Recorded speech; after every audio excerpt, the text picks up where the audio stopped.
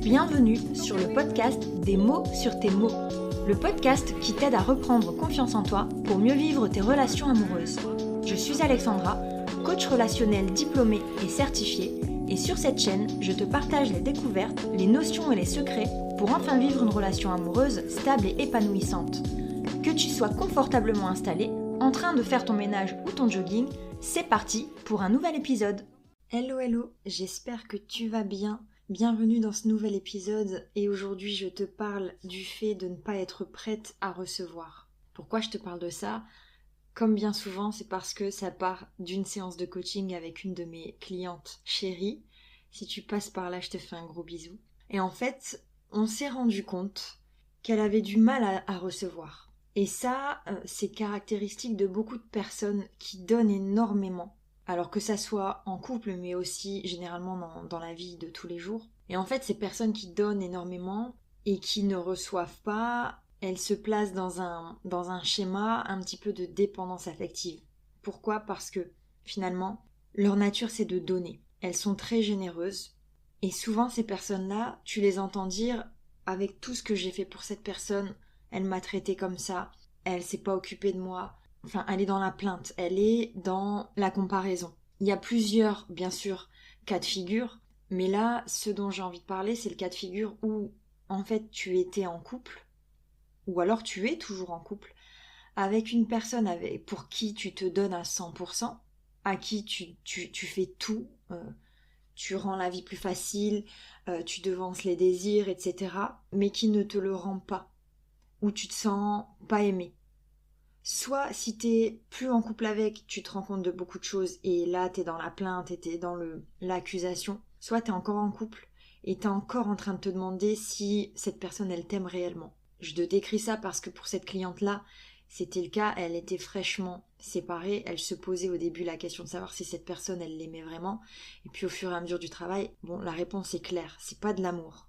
C'est juste du confort pour la personne avec qui elle l'était parce que ma cliente donnait tout. Et son conjoint était dans le confort avec elle. Mais en même temps, je suis là pour te faire réaliser que on n'est pas dans un monde où c'est tout blanc ou tout noir. Je veux dire, c'est pas toi qui es toute blanche et l'autre qui est complètement, carrément méchant. On est dans quelque chose qui est un petit peu insidieux, qui s'est installé comme ça. C'est-à-dire que toi, t'es arrivé dans cette relation avec ce besoin de donner énormément, pour plusieurs raisons.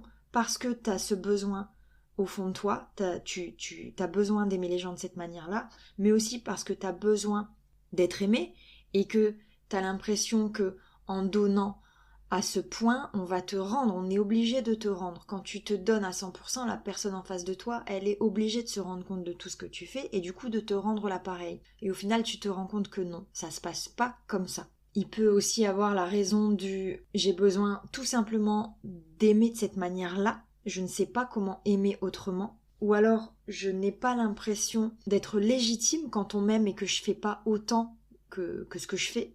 Mais voilà, il y a plusieurs raisons, plusieurs cas de figure. Je peux pas toutes les détailler ici parce que déjà je les ai pas en tête, mais en plus parce que je pense qu'il y a autant de raisons qu'il y a de personnes. Donc ça t'appartient. Mais globalement, ça te mène dans ce schéma où tu donnes, mais t'as pas en retour. Et donc t'es alors je disais, soit dans le schéma où t'es dans la plainte parce que tu te rends compte des choses, ou soit où t'es en train de te poser des questions parce que tu te rends bien compte que c'est pas logique. L'idée, ce que moi je veux te faire comprendre, c'est que peut-être que ça vient en partie de toi et de ton comportement.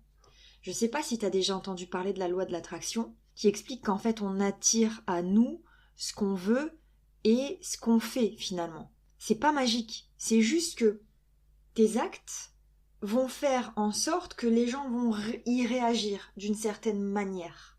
Et en fait, c'est ça qui va créer des habitudes, c'est ça qui va créer, en fait, ta manière de fonctionner et tout ce que tu attires à toi. Je m'explique. Donc, si on part du principe où t'es en couple et tu donnes énormément à une personne, mais qu'au fond, inconsciemment, toi, t'es pas prête à être aimée, t'es pas prête à recevoir, parce que tu te sens pas légitime, parce que t'as été éduquée comme ça, parce que t'as pas une bonne estime de toi, parce que tu te sens pas légitime d'être aimée.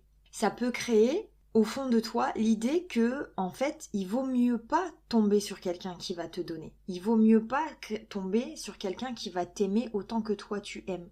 Et donc, comme ça, tu vas attirer à toi des personnes qui sont là uniquement pour recevoir. Le premier pas, alors c'est un petit peu, comment dire, c'est un petit peu abstrait tout ce que je dis. Vraiment, comme dans beaucoup de choses que je dis, il y a pas de preuve. Hein. Il y a rien qui est mathématique. C'est juste ma façon de penser. Je t'amène juste à y réfléchir et à te poser des questions finalement. Mon but, il est là. Je suis pas là pour te faire adhérer à des théories ou à te faire adhérer à mes théories sans que tu réfléchisses. Mon but, c'est vraiment que tu y réfléchisses. Je te donne juste comme ça des bribes et toi, tu en fais ce que tu veux. Et bien sûr, comme d'habitude, si t'as besoin d'en parler, si tu sens que t'as besoin d'aller d'en discuter plus profondément, tu n'hésites pas, tu m'envoies un message. Quoi qu'il en soit, voilà un petit peu ce que je pense.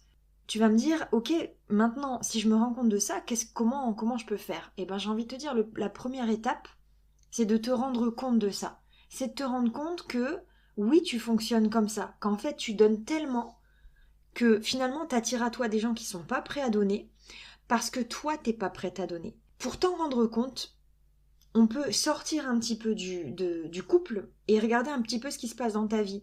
Est-ce que avec tes amis, tes collègues, ta famille, t'as l'habitude de donner et de pas recevoir? Est-ce que quand tu reçois, tu te sens pas légitime? Est-ce que quand on s'occupe de toi, t'as l'impression que t'es redevable et que en fait t'as pas mérité ce qu'on fait pour toi? Si à chaque fois, à chacune de ces questions, tu réponds oui, c'est que oui, il y a quelque chose de cet ordre-là. Alors bien sûr, dans ta vie de tous les jours, peut-être que ça passe inaperçu, même si au final ça doit te peser, peut-être même que t'es encore dans la plainte en te disant les gens sont tous pareils, ils prennent ce que j'ai à prendre et ils me donnent rien, peut-être. Mais dans ton couple, ça prend plus d'ampleur parce que forcément l'amour, ça prend beaucoup de place et donc si là il y a un problème, tu vas le sentir un peu plus. Donc s'il y a un problème à ce niveau-là, déjà de s'en rendre compte, de se dire les choses, de se dire en fait, est-ce que je laisse la place à l'autre de m'aimer?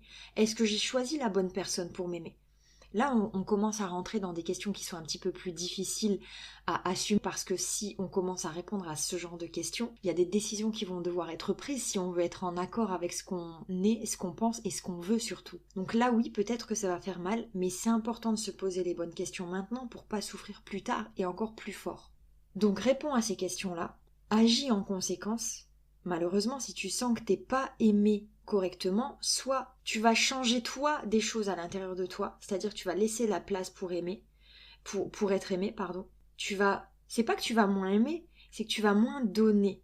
C'est que tu vas être dans l'observation de ce que l'autre attend et non pas dans le don de toi à 100% sans même te poser la question si ton conjoint ou ta conjointe en a besoin et en a envie. Parce que bien souvent c'est ça, quand on aime trop fort, on donne parce qu'il y a un trop plein chez nous. Mais on se demande même pas si la personne en face de nous, ça lui fait plaisir, ça lui fait du bien. Et parfois on l'étouffe cette personne-là. Donc si t'en es là, pose-toi les bonnes questions. Demande-toi en fait si ce que t'es en train de donner, c'est pas finalement ce que toi t'aimerais recevoir. Et donc va le demander.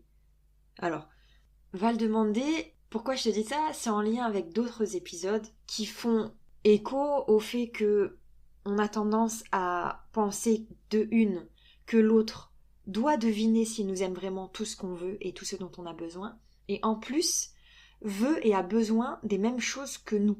Et ça, c'est complètement faux. Donc, si tu as besoin de quelque chose, si tu veux quelque chose, demande-le clairement. Mais arrête d'aller le donner en attendant que l'autre devine que c'est ce que toi tu veux. Parce que là, on commence à rentrer dans une discussion de dingue, une discussion de sourd-muet. C'est pas clair. Et puis, au final, t'as pas ce que tu veux. Le conjoint, la conjointe va te dire, mais moi, j'ai pas compris, je peux pas deviner. Et donc, on arrive comme ça dans une espèce de communication sourde qui fait qu'on a l'impression que l'autre nous aime pas et en même temps il nous écoute pas et qu'il nous respecte pas et l'autre il va avoir l'impression que tu l'étouffes et que t'en demandes trop, etc., etc. Bref, le schéma classique qui se passe dans beaucoup de couples finalement. Donc si t'arrives à répondre à ces questions, à être honnête avec toi, déjà tu vas passer un cap. Je pense que c'est nécessaire, que vraiment, si t'en es à te poser des questions, si t'es sur cette chaîne de podcast, c'est que vraiment déjà tu sens que il y a des choses qui sont pas claires. Donc je t'invite encore une fois, je le dis dans beaucoup d'épisodes, à aller au bout, à te poser les bonnes questions. Tout n'est pas perdu. Pose-toi les bonnes questions et mets des choses en place. Mais au bout d'un moment, si tu te rends compte que c'est plus la bonne personne, arrête. Arrête de t'acharner parce que vous vous faites du mal à tous les deux et vous vous empêchez de trouver le bonheur ailleurs. Alors oui, il y en a pour qui c'est chose impensable parce que trop dur d'être seul. Parce que peut-être que dans ta culture, peut-être que dans ta mentalité, dans tes valeurs, on ne quitte pas une personne, etc. Mais quand on a tout essayé, et surtout quand on voit qu'en fait on est dans des schémas différents, qu'on a des besoins différents, qu'en fait si ça se trouve on s'aime même pas, faut qu'on prenne des décisions.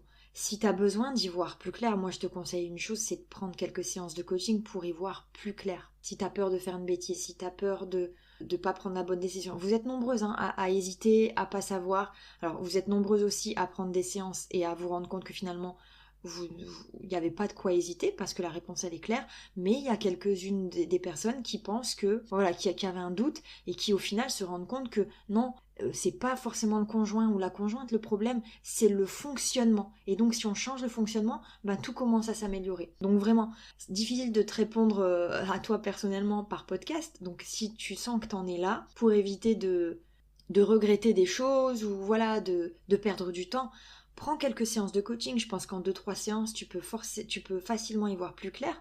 Donc n'hésite pas, ça peut te changer la vie. Voilà, j'ai fait le tour un petit peu de la question.